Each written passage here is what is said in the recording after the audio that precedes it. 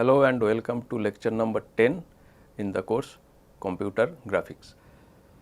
We were discussing about the graphics pipeline. To recollect, in computer graphics what we do? We generate 2D images on a computer screen, and the process of generating these 2D images involve a set of stages. Together these stages constitute the graphics pipeline. So, let us have a relook at the 3D graphics pipeline. When we are talking of 3D graphics pipeline, just to refresh our memory, we are talking of creation of a 2D image from a 3D description of a scene. So, what are the stages that are part of the pipeline? First stage is object representation, second stage is modeling transformation, third stage is lighting or coloring, fourth stage is viewing pipeline.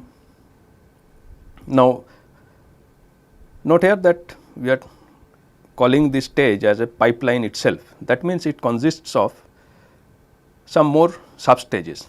There are 5 such sub stages: viewing transformation, clipping, hidden surface removal, projection transformation, and window to viewport transformation. And the final stage is scan conversion, also called rendering. Among these stages, in the previous few lectures we have covered the first stage, that is object representation. So, we now know how we can represent the objects that constitute a scene. Again, if I may repeat, the idea of computer graphics is to convert this representation to a sequence of zeros and ones, and that conversion takes place through the execution of these stages. The very first stage is object representation, which we have already discussed. Today, we are going to start discussion on the second stage, that is modeling, also called geometric transformation. So, what is there in this stage? Now, when we talked about representing objects in the earlier lectures, what we implicitly refer to is that the objects were represented individually. Now, when we are defining those objects individually, we are implicitly using one coordinate system that is typically called local or object coordinate system. So, for each object definition, we are having a local or object coordinate. Now, within this coordinate system, we are defining the object. What that means? That means, at the time of defining the objects,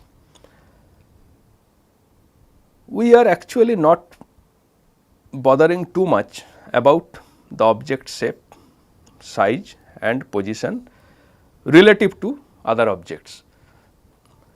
So, we have defined an object, but in a scene there may be multiple objects, where this particular object may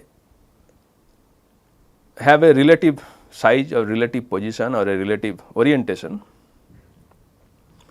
But when we are defining the object in its own local coordinate, we are not paying too much attention to those factors. But when we are going to compose a scene which constitutes all the objects that we have defined, the objects need to be assembled together. Now, when we are talking of assembling the objects, what it means? It means that the objects should be put in a way such that the overall scene becomes perceptible. So, the object shape, size, orientation now is very important. So, when we are defining objects in its own coordinate, those things are not important, but when we are assembling them it becomes important. So, when we are trying to compose a scene by taking care of the relative shape, size, orientation and position of the objects with respect to other objects, we are again implicitly assuming another coordinate system, that is typically called the scene or more popularly the world coordinate system. So, earlier we dealt with local or object coordinate system. Now, we have to deal with another coordinate system, that is popularly known as the world coordinate system. And as I said, in world coordinate system, the shapes, sizes, positions, orientations of these individual objects needs to be taken care of, so that we can construct the scene. So, those become very important now in the world coordinate system. How we can do that? So, earlier we have defined objects in their own coordinate system without bothering about the relative shape, size, position, orientation, etc. Now, we are going to assemble them together in the world coordinate scene, and now we have to think about those shapes, sizes, positions, orientations, so that the scene becomes perceptible. We can do that by applying some operations, by performing some operations. These operations will transform the objects from its local coordinate to world coordinate. So, in order to create the scene by assembling the objects together, which in turn are defined in their own coordinate system, what we need to do? We need to perform some operations to transform the objects from their local coordinate description to world coordinate description. Now, these operations or the transformation takes place in the second stage of the graphics pipeline. Let us see one example. Here we have two objects. This is object 1 on the leftmost figure and object 2 in the middle figure. Now, we want to create this object shown in the right hand figure. So, as you can see in this object, in this overall object, what we have? We have these cylinders. How many instances? 1, 2, 3, 4, and the other shape, how many instances? 1, 2 and 3. So, we have 4 instances of this object and 3 instances of this object.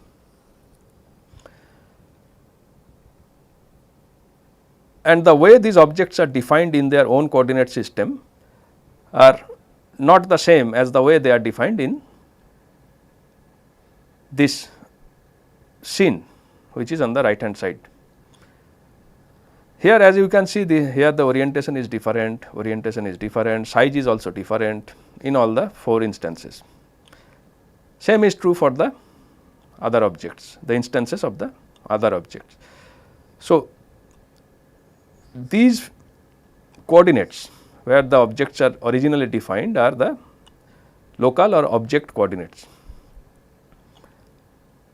The coordinate here represented by the principal axis x, y, z in the right hand figure is the world coordinate. Here we are assembling multiple instances of the original object definitions to construct the overall object. And as you can see here, in order to do that, it is very important that the objects are put into proper place, in proper orientation and proper size. So, that is what is the job of the transformation that takes place in the second stage. Now, since these transformations change some geometric properties or takes place on the geometry of the object definitions, we call these as geometric transformations. Also it is known as modeling transformations. Now, these modeling transformations imply applying some operations on the object definition in local coordinate to transform them as a component of the world coordinate scene. So, this is what we can more formally talk about the modeling transformation, that is applying some operations on the object definition to transform them as a component in the world coordinate scene. What are those operations? In fact, there can be many such operations. We will soon see what are those operations, but all the operations can be derived from a set of basic operations. So, although we can in principle apply many operations, but these operations can be thought of as derived from a set of basic operations. Now, let us have a look at those basic operations. There are actually 4 such basic operations: translation, rotation, scaling and shearing. Translation, all of us know what it does. It translates object from one position to another position. In rotation, what we do? We rotate the objects by some angle either in clockwise or anti-clockwise direction around some axis. With scaling, what we can do? We can reduce or increase the object size. And finally, with shearing, we can change the shape of the object. It may be noted here that shearing is in a stricter sense not a basic transformation, and it can be derived as a composition of rotation and scaling. However, for simplicity we will assume that this is a basic transformation and we will treat it accordingly. So, then let us recap. So, we have 4 basic transformations: translation, rotation, scaling and shearing. Among them, shearing changes the shape of the object, scaling changes the size of the object, translation and rotation changes the position and orientation of the object. Now, I am assuming that you have some idea of these operations, and you may be knowing that these operations change the geometric properties of the objects in terms of changing their shape, size and location. Since that is the case, so we call these transformations as geometric transformation. So, we can call the operations performed in the second stage as either modeling transformation or geometric transformation.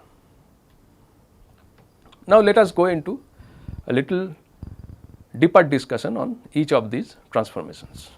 Let us start with translation. What happens in translation? As you can see, suppose we have a original point here in this reference frame, which is denoted by P with coordinate x and y.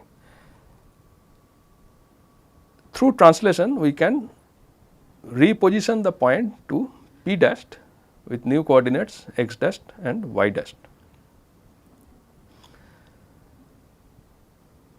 So, essentially we are displacing this point to another point by an amount T x and T y to get the new point, and this displacement takes place along the x and y direction. So, using this knowledge we can actually derive the new coordinate with respect to the old coordinate. What it will look like? So, the new coordinate, the new x coordinate will be x plus the displacement amount along the x direction, and the new y coordinate will be the original y coordinate plus the displacement amount along the y direction. So, these are simple derivations and simple to formulate. And these are the relationships between the new and the old x and y coordinates of the points. Now, these displacements can be thought of in different ways. So, if we are moving along positive x axis or positive y axis, then we call it positive displacement. If we are moving along negative x axis or negative y axis, we call it negative displacement. So, the sign of the amount Tx or Ty will be different for positive or negative displacements. Now, let us shift our attention to rotation.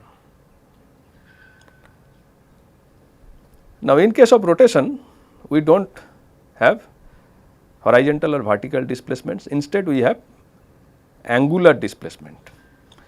In other words, the point moves from one position to another on a circular track about some axis. So, here we are having angular displacement and the point is moving around some axis. We follow some convention typically, that is, if the movement is counterclockwise, then it is positive angle of rotation. So, consider this example here. We have the original point here and now we are having the point after rotation.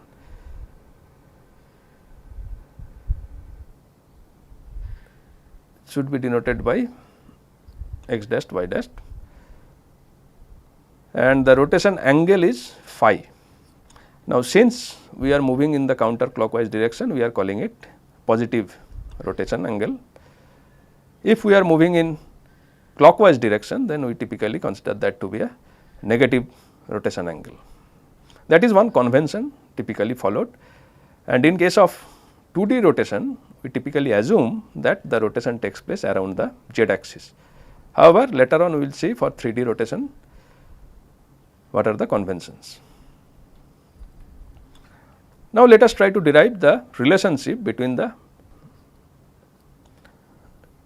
new and old coordinates. So, the old coordinate is x y, the new coordinate is x dash y dash. Now, as you can see, we can represent x as r cos theta. Now, r is the radius of the circular track and theta is the angle between the x axis and the original point, and y is r sin theta. Now, as we can see, x dash is, if we draw a line like this, then we can represent x dash as r cos theta plus phi. Now, if we expand, then we will get r cos theta cos phi minus r sin theta sin phi. Since r cos theta is x, so it is x cos phi, and since r sin theta is y, so it will be y sin phi. So, similarly, for y dash we can have a similar expression x sin phi plus y cos phi. These two are relationship between the old coordinate of the point and the new coordinates of the point.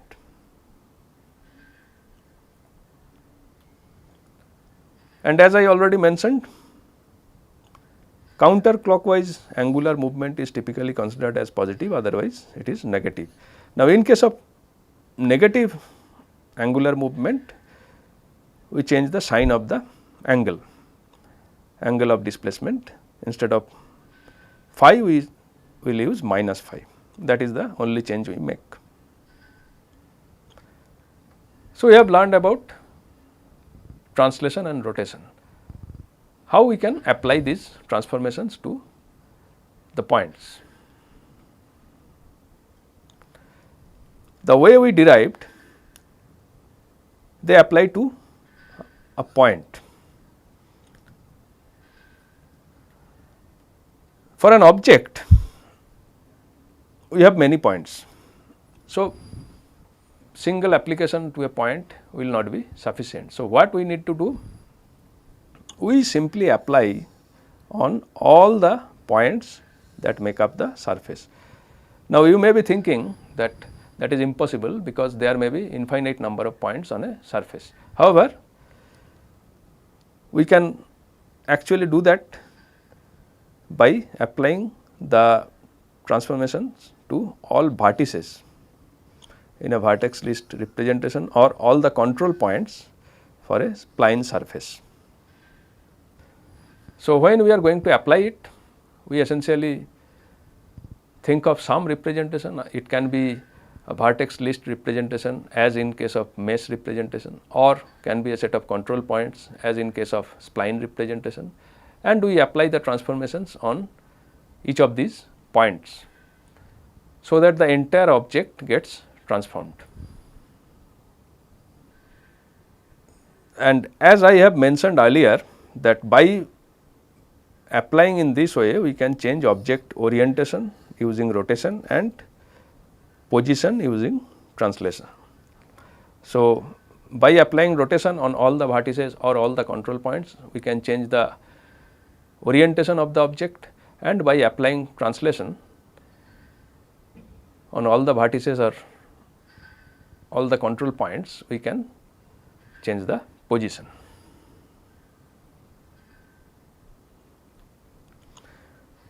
The third basic transformation is scaling. What happens in scaling? It changes the size. Now, changes can take place in both the ways, either it can decrease or it can increase. So, both increase and decrease of the object size is possible with scaling.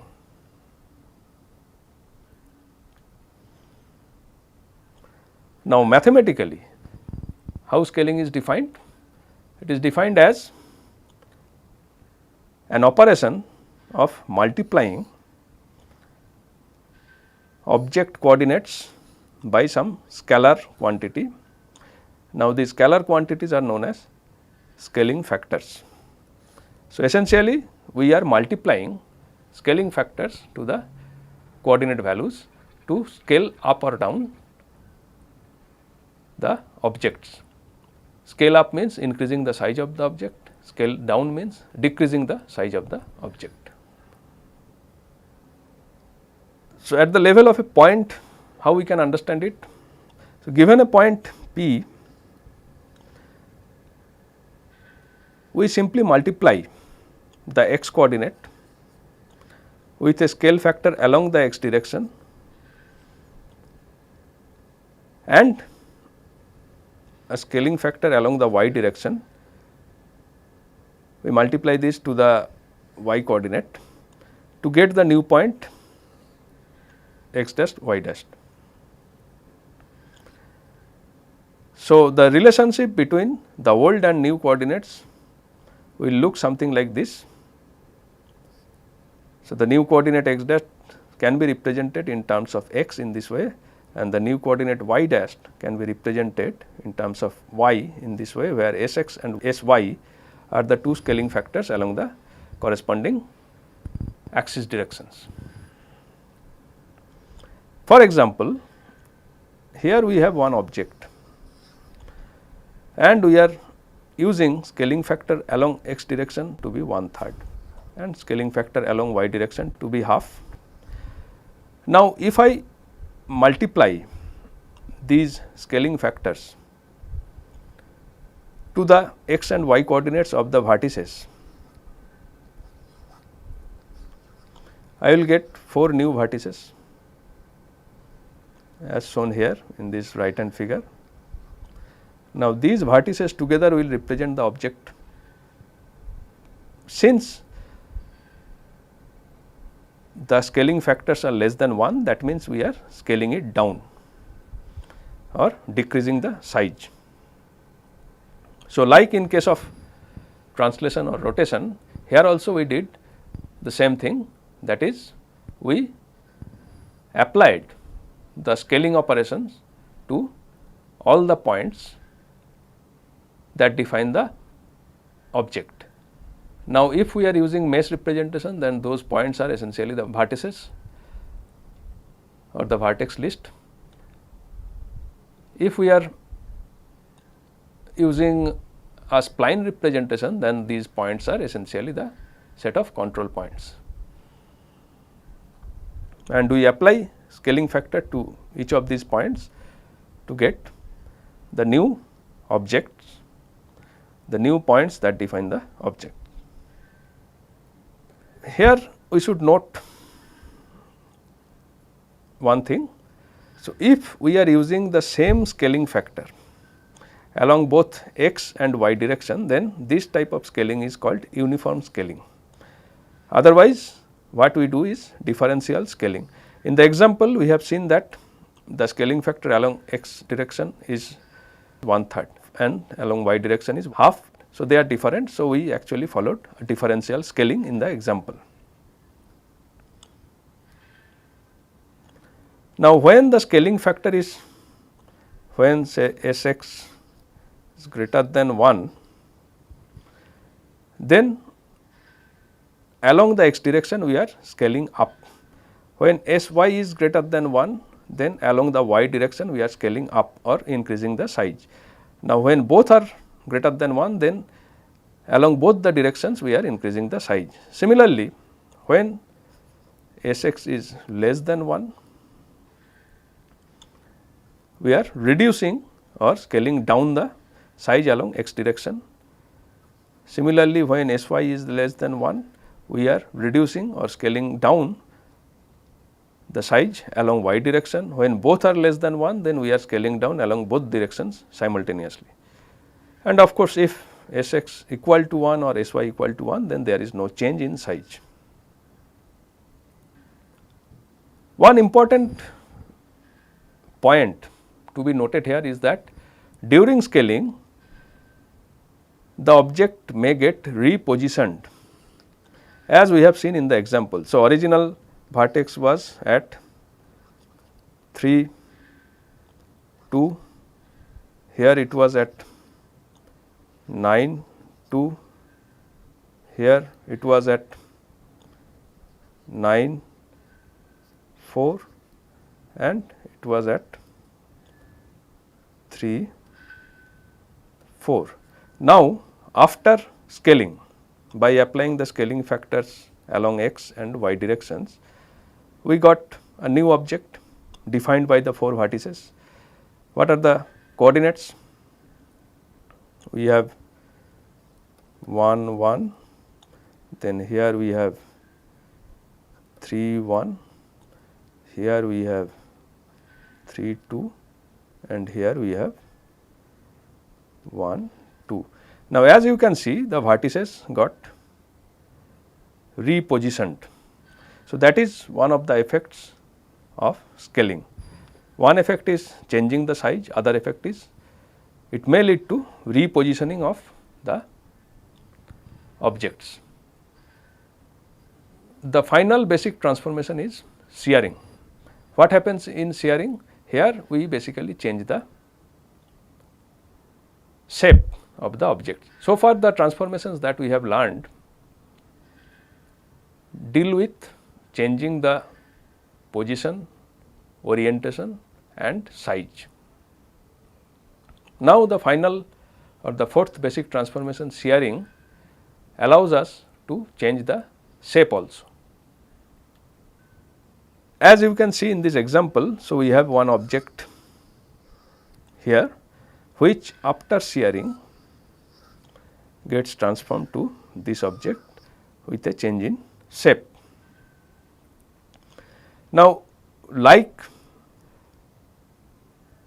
scaling, shearing also essentially refers to multiplication of shearing factors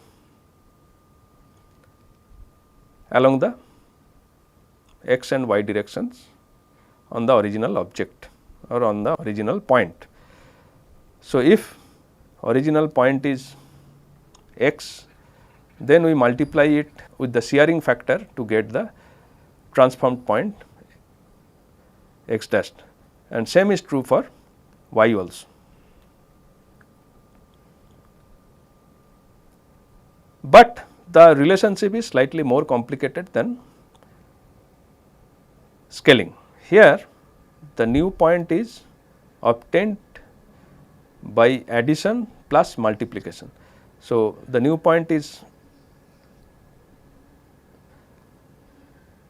an addition of the old coordinate and a term which is a multiplication of the old coordinate with the shearing factor along that axis. But note here that to get x dash, the new x coordinate, we use old x coordinate and also old y coordinate and the shearing factor along the x direction. Similarly, to get new y coordinate, we use old y coordinate and also old x coordinate and the shearing factor along the y direction. So, that is the difference, slightly more complicated than scaling, and it allows us to change the shape of the object. Now, the relationship is established between old and new points. Like in the previous cases, previous three transformations, in case of shearing also we can actually apply the operations on all the points on the surface to change the shape of the whole surface. If we are following a mesh representation, the surface will be represented in terms of its vertices in the form of a vertex list. So, we apply shearing on all the vertices. If we are using spline representation, then the surface will be represented in terms of a control point grid, and we apply shearing on all these control points in the grid to get all our transformations. Like scaling, here also repositioning may take place. Let us see this example again. Let us consider one vertex. This is 9 and 2. This vertex 9, 2 changes to, as you can see here, 10, 2. Another vertex 9, 4 also changes and becomes 11, 4. Similarly, you can see the other vertices, like here it becomes 4, 2, whereas earlier it was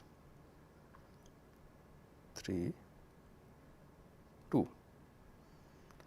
This vertex becomes 5, 4 from here, which was 3, 4. However, you may note that it is not necessary that all vertices change their position. So, all vertices may not reposition during a shearing transformation. Also, you can see here that it is not mandatory to perform shearing along both the axes simultaneously. As you can see here, that along y axis the shearing factor is 0. So, we are not shearing along y axis, whereas we are shearing along the x axis. So, both scaling and shearing have this property that they may reposition the object, they may reposition all or some of the points that define the object. So, these are the 4 basic transformations, and when we are actually trying to transform an object, we can apply these basic transformations in sequence, in multiple numbers, in different ways to get the desired transformation.